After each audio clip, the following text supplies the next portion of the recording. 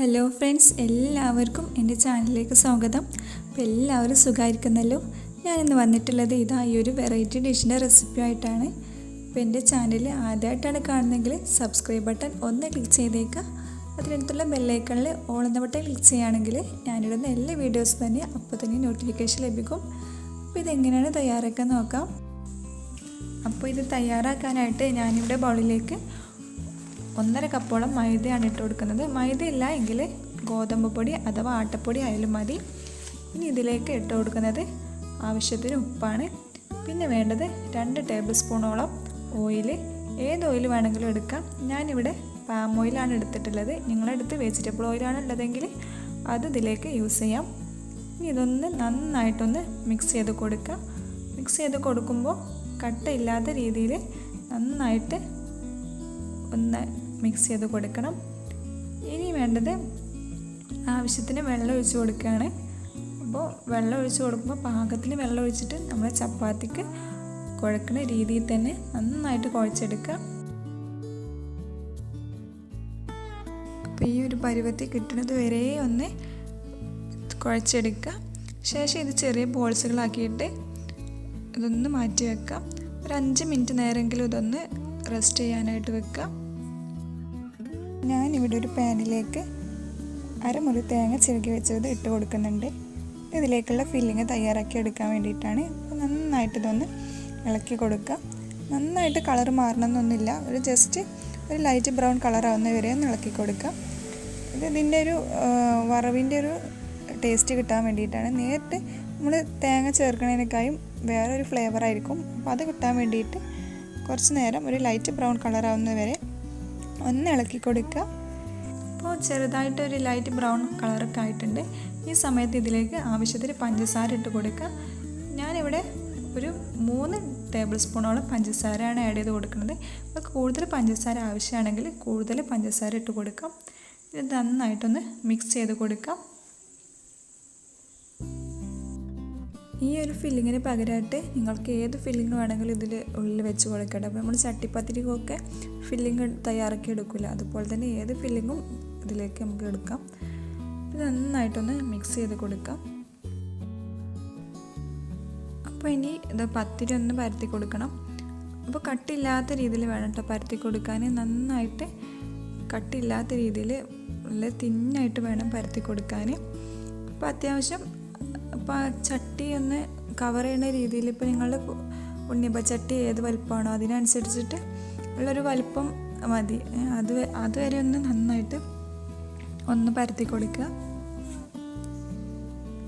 ഇതുപോലെ എല്ലാ ബോൾസും പരത്തി കൊടുക്കുകയാണ്.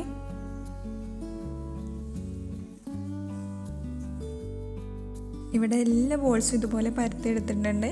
ഇനി നമുക്ക് ആവശ്യമായിട്ടുള്ളത് 2 കോഴിമുട്ടയാണ്. പിന്നെ പരന്ന പാത്രത്തിൽ ഒഴിച്ചു കൊടുത്തതെന്ന് വെച്ചിട്ടുണ്ടെങ്കിൽ പത്തിരി ഇതിലൊന്ന് ഡിപ്പ് ചെയ്തെടുക്കണം. അതിന് വേണ്ടിയിട്ട് പരന്ന പാത്രമല്ല നല്ലത്. അപ്പോൾ അതുകൊണ്ടാണ് പരന്ന പാത്രത്തിൽ ഒഴിച്ചു കൊടുത്തത്. നന്നായിട്ട് ഇതൊന്ന് ഇളക്കി കൊടുക്കുക. ഇനി വേണ്ടത് ഇതുപോലൊരു ഉണ്ണിയപ്പച്ചട്ടിയാണ്. ഇത് നോൺ സ്റ്റിക്കിൻ്റെ ഉണ്ണിയപ്പച്ചട്ടിയാണ് കേട്ടോ. നോൺ സ്റ്റിക്കിൻ്റെ ആയതുകൊണ്ട് തന്നെ ഇത് പെട്ടെന്ന് എടുക്കാനും എളുപ്പമുണ്ട്. അപ്പോൾ ഇനി ഇതിന് മുകളിലേക്ക് എണ്ണ തൂവി കൊടുക്കുക. എണ്ണ ഒഴിച്ചു കൊടുക്കണമെന്നില്ല, ജസ്റ്റ് ഒന്ന് ഇങ്ങനെ സ്പ്രെഡ് ചെയ്ത് കൊടുത്താൽ മതി. ഇനി ഇതിന് മുകളിലേക്ക് ഒരു പത്തിരി വെച്ച് കൊടുക്കാം. പത്തിരി ഈ കുഴിയിലേക്കൊക്കെ ഇറങ്ങുന്ന രീതിയിൽ വേണം വെച്ച് കൊടുക്കാൻ. എന്നാൽ മാത്രമേ അതിനുള്ളിൽ ഫില്ലിങ് നമുക്ക് ചെയ്തെടുക്കാൻ പറ്റുള്ളൂ.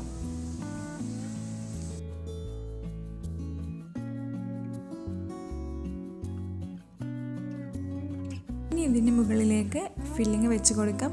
ഈ കുഴി നന്നായിട്ട് കവർ ചെയ്യുന്ന രീതിയിൽ മുഴുവനായിട്ടും ഇതിലേക്ക് ഫില്ലിങ് വെച്ച് കൊടുക്കണം. എന്നാൽ മാത്രം ഇത് മറിച്ചിടും. നമ്മൾ മറിച്ചിടുമ്പോൾ ആ പെർഫെക്റ്റ് ആയിട്ടുള്ള ആ ഒരു ബോളിൻ്റെ ആ ഷേപ്പ് ഇങ്ങോട്ട് കിട്ടുള്ളൂ. ഒരു ബബിളിൻ്റെ ഒരു ഷേപ്പ് കിട്ടൂലേ, അതിന് വേണ്ടിയിട്ടാണ് ഫുള്ളായിട്ട് നിറച്ച് കൊടുക്കണം എന്ന് പറയുന്നത്. എല്ലാ കുഴിയിലും ഇതുപോലെ ഫില്ലിങ് വെച്ച് കൊടുക്കുകയാണ്. നിങ്ങൾക്ക് തോന്നുന്നുണ്ടോ ഇതിലിപ്പോൾ എന്തൊരു പുതുമ, ഇതിപ്പോൾ ചട്ടിപ്പത്തിരിയൊക്കെ തയ്യാറാക്കണ പോലെ ഒന്നല്ലേന്ന്? അതുപോലെയൊക്കെ തന്നെയാണ്. പിന്നെ ഇതിൻ്റെ ലുക്കിലൊരു ചെറിയ മാറ്റം വന്നെന്നുള്ളൂ. അപ്പോൾ ഇതിന് മുകളിൽ നന്നായിട്ട് ഫില്ലിങ് ഇട്ട് കൊടുത്തിട്ടുണ്ട്. ഇനി വേണ്ടത് ഒരു പത്തിരി എടുത്തിട്ട് മുട്ടയുടെ ബാറ്ററിലൊന്ന് ഡിപ്പ് ചെയ്തിട്ട് ഇതിന് മുകളിലാക്കിയിട്ട് സെറ്റ് ചെയ്ത് കൊടുക്കാം.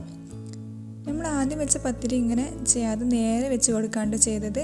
ഇനി ബാക്കിയുള്ള എല്ലാ പത്തിരിയും ഇതുപോലെ കോഴിമുട്ടയുടെ ബാറ്ററിൽ ഡിപ്പ് ചെയ്തിട്ട് വേണം വെച്ച് കൊടുക്കാൻ. ഇതുപോലെ നിങ്ങൾക്ക് എത്ര ലെയർ വേണമെങ്കിലും സെറ്റ് ചെയ്തെടുക്കാം.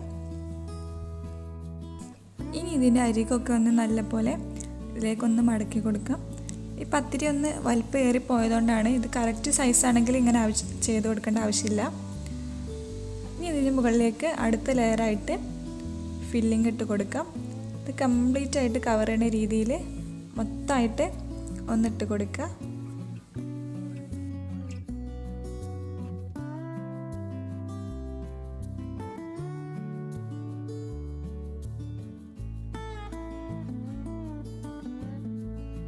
ഇനി അടുത്തൊരു പത്തിരി ഇതുപോലെ കോഴിമുട്ടയുടെ ബാറ്ററിൽ മുക്കിയിട്ട് ഇതിന് മുകളിലേക്ക് വെച്ച് കൊടുക്കാം. ഇതുപോലെ എത്ര ലെയർ വേണമെങ്കിലും നിങ്ങൾക്ക് തയ്യാറാക്കി എടുക്കാം. ബാക്കി വന്നിട്ടുള്ള കോഴിമുട്ട ഇതിൻ്റെ മുകളിലേക്ക് ഒഴിച്ച് കൊടുത്തിട്ട് എല്ലാ ഭാഗത്തേക്കും ഒന്ന് സ്പ്രെഡാക്കി കൊടുക്കാം. അപ്പോൾ ഇതുപോലെ നല്ല പോലെ എല്ലായിടത്തും സ്പ്രെഡായിട്ടുണ്ട്. ഇനി ഇതൊരു 10 മിനിറ്റ് നേരം ഒന്ന് അടച്ച് വെച്ച് വേവിക്കാം. 10 മിനിറ്റിന് ശേഷം ഇതുപോലെ ഒന്ന് പൊങ്ങി വന്നിട്ടുണ്ട്. ഇനി ഇതൊന്ന് മറിച്ചിട്ട് കൊടുത്തു നോക്കാം. അപ്പോൾ ബബിൾ ചട്ടിപ്പത്തിരി ഇവിടെ റെഡി ആയിട്ടുണ്ട്. സാധാരണ ചട്ടിപ്പത്തിരിയിൽ നിന്ന് വ്യത്യസ്തമായിട്ട് ഒരു പുതുമ ഇഷ്ടപ്പെടുന്നവർക്ക് തീർച്ചയായിട്ടും തയ്യാറാക്കി നോക്കാവുന്നതാണ്. അപ്പോൾ ഇനിയും ഇതുപോലുള്ള വെറൈറ്റി വീഡിയോസായിട്ട് ഞാൻ വരുന്നതാണ്. അതുവരേക്കും ബൈ.